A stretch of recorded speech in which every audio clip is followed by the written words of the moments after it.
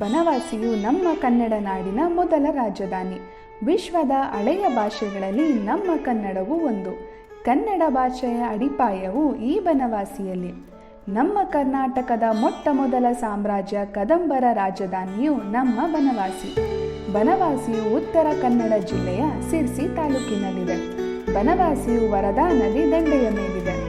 ಈ ಸ್ಥಳದ ಪುರಾಣದ ಪ್ರಕಾರ ಮಧು ಮತ್ತು ಕೈಟಭ ಎಂಬ ಇಬ್ಬರು ರಾಕ್ಷಸರು ಶಿವನ ಮಹಾನ್ ಭಕ್ತರಾಗಿದ್ದರು. ತಮ್ಮಲ್ಲಿ ಮೂಡಿದ ಅಹಂಕಾರದಿಂದ ಪ್ರಜೆಗಳಿಗೆ ತೊಂದರೆ ಕೊಡುತ್ತಿದ್ದರಂತೆ. ಅದರಿಂದಾಗಿ ಭಗವಾನ್ ವಿಷ್ಣುವು ಈ ಇಬ್ಬರು ರಾಕ್ಷಸರನ್ನು ಬನವಾಸಿಯಲ್ಲಿ ಕೊಂದನೆಂದು ಹೇಳಲಾಗುತ್ತದೆ. ಶಿವನ ಮೇಲಿನ ಭಕ್ತಿಗಾಗಿ ಮಧು ಎಂಬ ರಾಕ್ಷಸನು ಮಧುಕೇಶ್ವರ ದೇವಾಲಯವನ್ನು ಮತ್ತು ಕೈಟಭ ಎಂಬ ರಾಕ್ಷಸನು ಕೈಟಭೇಶ್ವರ ಎಂಬ ದೇವಾಲಯವನ್ನು ನಿರ್ಮಿಸಲಾಯಿತು ಎಂದು ಹೇಳಲಾಗುತ್ತದೆ.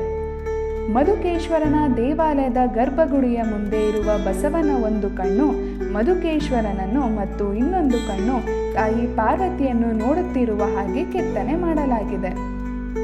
ಈ ದೇವಸ್ಥಾನದ ಇನ್ನೊಂದು ಅಚ್ಚರಿ ಎಂದರೆ ಇಲ್ಲಿನ ಮಧುಕೇಶ್ವರ ಲಿಂಗವು ಜೇನಿನ ಬಣ್ಣದಲ್ಲಿ ಕೊಂಗಳಿಸುವ ಕಾರಣ ಮಧುಕೇಶ್ವರ ಎಂದು ಹೆಸರು.